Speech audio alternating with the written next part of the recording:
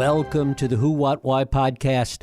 I'm your host, Jeff Schechtman. We are finding out that politics and the law are sometimes about separate ways of looking at the world. The law is often about the past. It's about adjudicating events that have happened, laws that have been broken, and punishments that should be meted out. In the public sphere, particularly with respect to Donald Trump, we see it playing out with January 6th, past tax violations, stolen documents, and the results of past elections. Politics, on the other hand, is about what's ahead. It's about how imagining, defining, and enacting policy and laws will shape our individual and collective future. While we've all been focused on the law of late, many have missed the political discussions taking place on the far right under the moniker of national conservatism. A set of ideas and potential policies that pull together all the forces that Trump has unleashed. This is more than just traditional populism. It's a set of ideas that bear little resemblance to traditional conservatism. It's an intellectual framework that does nothing short of turn back every idea from the Enlightenment to the evolution of America since the 1950s. Not to take anything away from the legal proceedings that are currently underway with respect to Trump. The forces that he has unleashed, as voiced in the gathering of national conservatives last week, which included over 100 speakers, 23 panels, and 3 U.S. senators, governors, and billionaires, are where our eyes should be focused. We're going to talk about that today with my guest, William Galston. William Galston holds a chair in the Brookings Institution's Governance Studies program, where he serves as a senior fellow. He was the Saul Stern Professor and Acting Dean at the School of Public Policy at the University of Maryland and Director of the Institute of Philosophy and Public Policy, as well as founding chair of the Center for Information and Research on Civic Learning and Engagement. He's been a participant in 6 presidential campaigns and served as Deputy Assistant to President Clinton for domestic policy. He's the author of 9 books and more than 100 articles. One of his most recent articles deals with the issue of national conservatism and appeared recently in the Persuasion Substack. It is my pleasure to welcome Professor William Galston here to the Who, What, Why podcast. Bill, thanks so much for joining us. Sure, my pleasure. Well, it's great to have you here. How long has this idea of national conservatism as something we can define and name, how long has it been around? National conservatism is between 3 and 4 years old. It was founded, at least as a formal organization, principally by an Israeli political philosopher born in America, but who went to Israel many years ago, with the name of Yoram Hazony. He made a splash a few years ago with his book, The Virtue of Nationalism, and he has now bookended that with an even weightier tome entitled, if memory serves, Conservatism, a Rediscovery. And you put those together, you have the National Conservative Creed, which has been reduced to a statement of principles that many hundreds of people have signed. The basic idea is that we have gone fundamentally wrong as a society and as a civilization because we have tried to build on the foundation of Enlightenment ideas, the kinds of abstract principles that we encounter, for example, in the second paragraph of the Declaration of Independence. And Hazony is fundamentally critical of all such principles, and he's particularly critical of what he calls liberal principles, liberal in the political and philosophical sense, not the political sense, on the grounds that they lead to an atomization of society, a destruction of tradition, and a fundamental forgetting of what makes us human as a species, which is our communal life, framed by a single religion, which will shape our public as well as our private lives. How much of this emerged as a way to take advantage of the forces that Trump has unleashed, the idea of the populism that started to rise up, and taking advantage of that with respect to the kind of culture war issues that we have seen percolating for so long. And this became a kind of ideological framework to incorporate all of that. It's that and more. Hazony and other leaders of the movement, such as political theorist Patrick Deneen from Notre Dame, have taken advantage of a fraught moment, and I don't fault them for this, to put forward an interpretation of what they regard as a crisis, a moment of crisis requires in order to repair our country and even more grandly the world. And this is a traditional function of intellectuals, indeed of political philosophy, to seize moments of crisis, as Thomas Hobbes did, for example, while the rubble of the English Civil War was still bouncing, and turn it into a novel doctrine or outlook, which can then be used to reshape practical life. In many ways, this bears little resemblance to traditional kind of Burkean conservatism. Talk about that. I think that many of them regard themselves as disciples of Burke. There's a raging debate as to how faithful they are to Burke's deepest intentions, whether Burke rejected principles to the same extent as they do. There's no question about the fact that Burke's opposition to the French Revolution was animated by what he regarded as dangerous abstract principles that were being used to establish every vestige of the old order. And Burke didn't believe that you could practice that kind of etch-a-sketch politics, where you just erased the old order and replaced it with something different. There is a certain irony here, because you could well argue that the principles of the Declaration of Independence are not just words on paper, but they are at the heart of our national tradition. And so I think you can make a compelling Burkean argument that for that reason, if no other, one ought to be respectful of that tradition. But the national conservatives, I think, have larger ambitions. They want to replace those founding principles with a different interpretation of the U.S. tradition, which they argue is a direct descendant of a strand of English conservatism that does not rely on natural rights or the Enlightenment way of thinking about the world. So I don't think, strictly speaking, their approach is Burkean. They appeal to Burke, but I think a sound appeal to Burke would lead them to very different conclusions. Certainly it is far afield from any conservative instinct for moderation that we might have seen in the past. It's almost revolutionary in its fervor. Yes, well, I think they believe that moderation in the pursuit of virtue is no virtue. That this is a moment of crisis, and moments of crisis require strong responses, not timid incrementalism.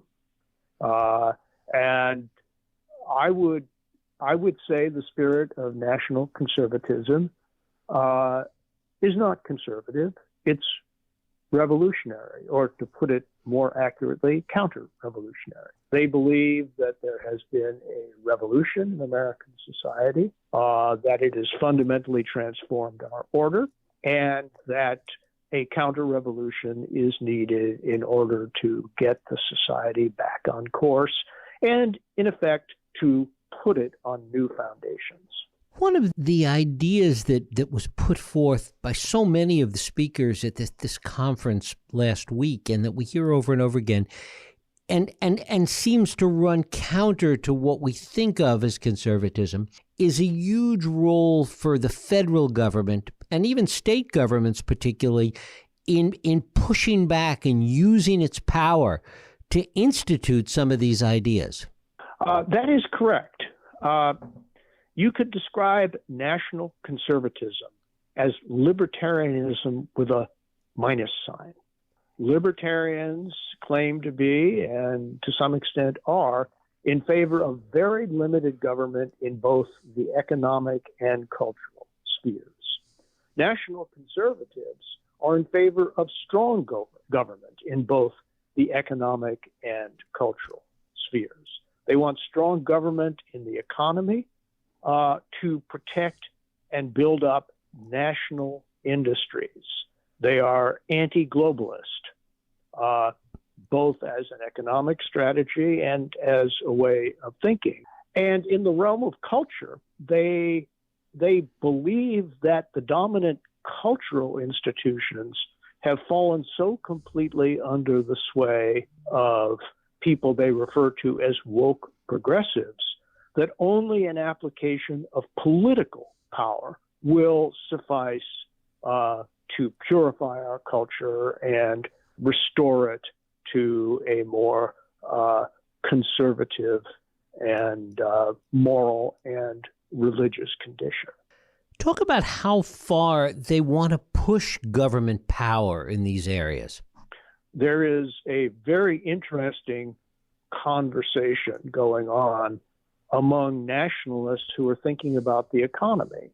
Some appeal to Alexander Hamilton's report on manufactures, as the text for the idea that the federal government and to some extent the state government should be actively involved in promoting certain industries and in protecting them against foreign competition, certainly until they're strong enough to stand on their own, and indefinitely if foreign countries are in the steady business of subsidizing their own industries and trying to wipe out ours. And that is not only a live argument, I think it's a necessary argument. I note with interest that both political parties are moving back from the kind of unfettered global thinking that characterized the 1990s and the first decade of the 21st century up until the financial crisis. It's in the sphere of culture, I think, that the shift is both more dramatic and more dangerous.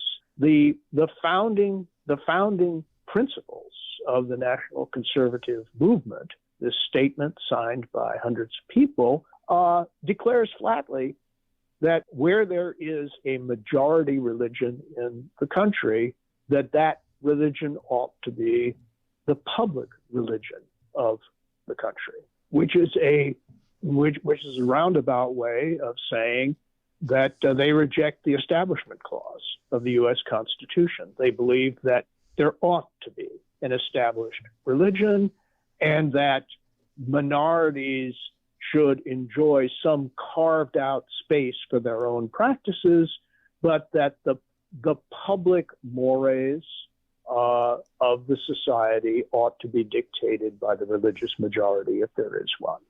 That is revolutionary. How do they frame that with respect to things like individual rights, which they seem to be opposed to? It's more than just the cultural side. I mean, as you've alluded to before, their opposition seems to be to the very liberal tradition upon which much of our society has grown around. That is correct.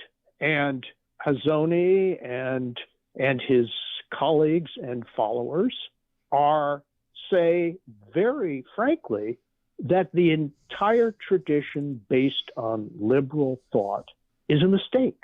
So they do not accept as a philosophical matter or as a practical matter the second paragraph of the Declaration of Independence. all men are created equal and endowed by their creator with certain inalienable rights, they stumble at that threshold. The rights that we have, they say, are embedded in traditions and can differ from time to time and country to country. And so the entire way of thinking about abstract rights as ways of not only judging a society, but improving it, that entire way of thought, they believe, is a philosophical mistake that leads to dangerous consequences when used as a tool of political practice.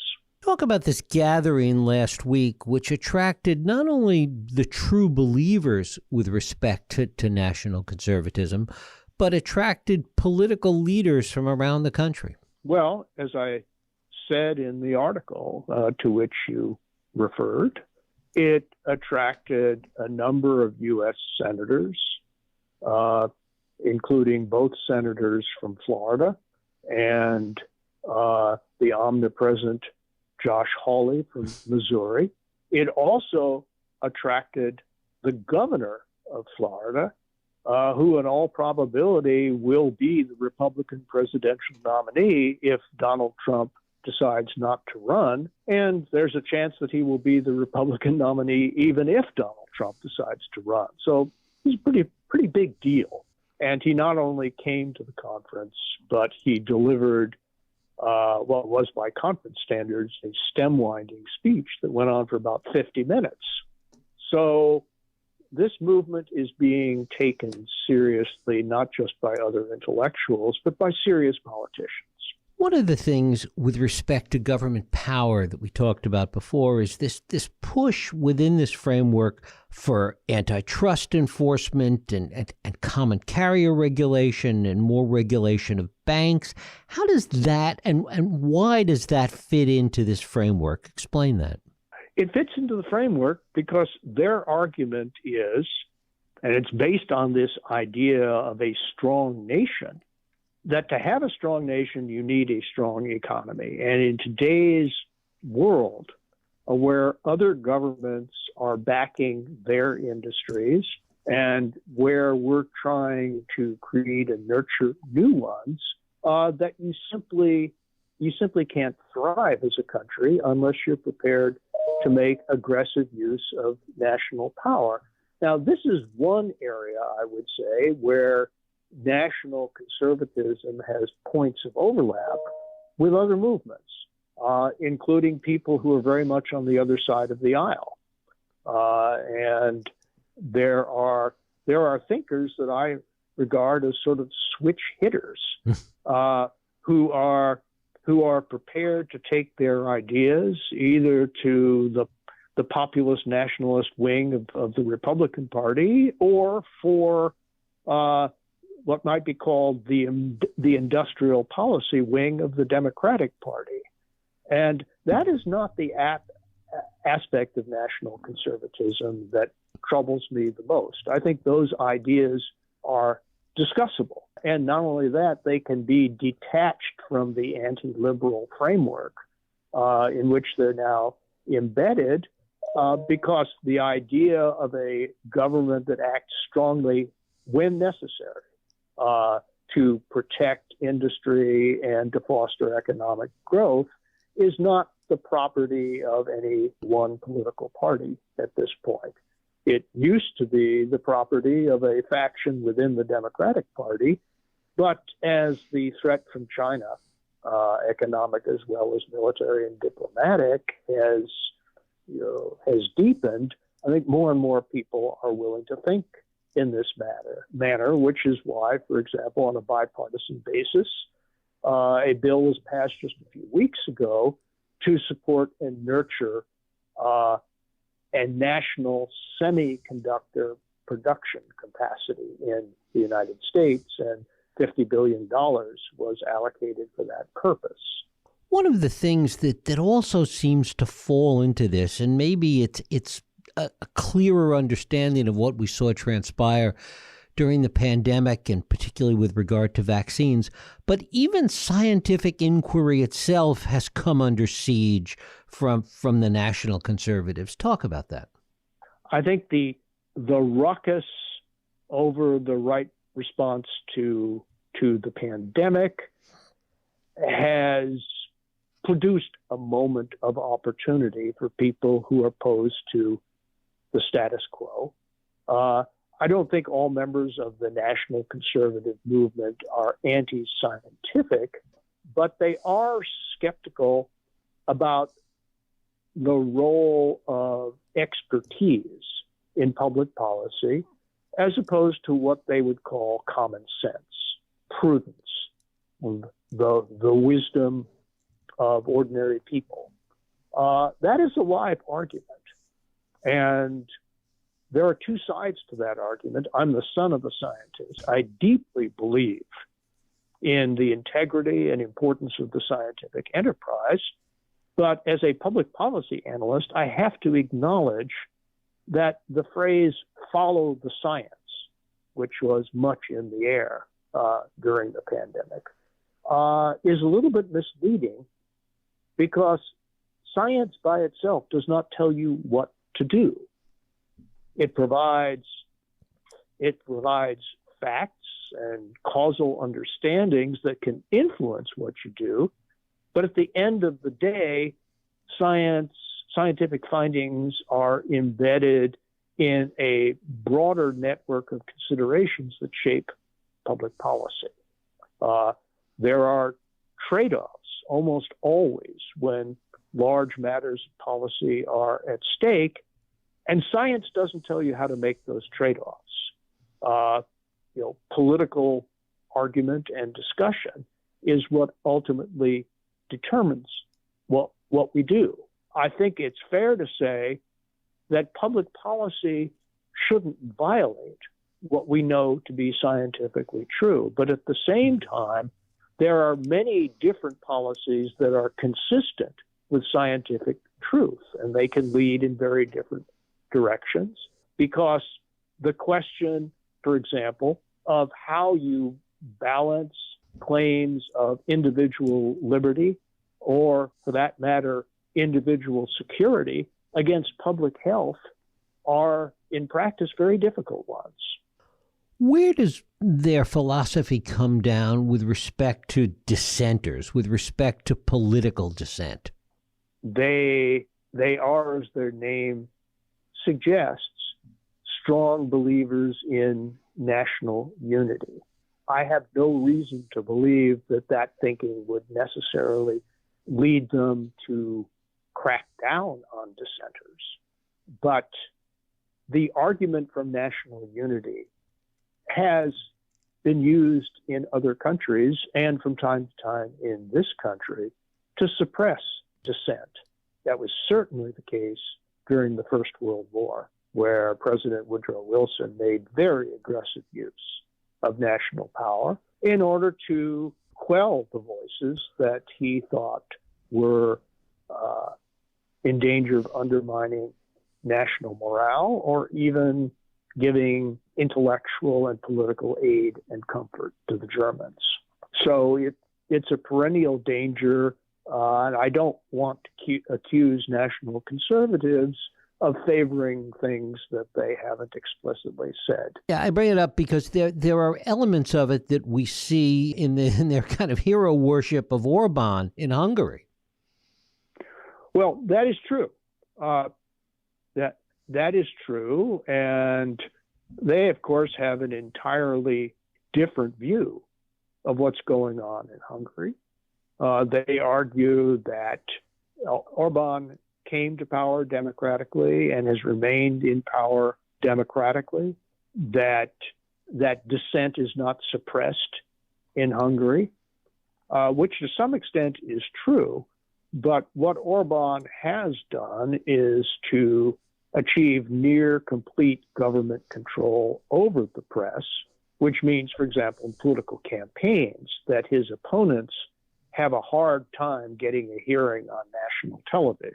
It is not a level playing field. I don't think a lot of individual dissenters are being thrown into Hungarian jails.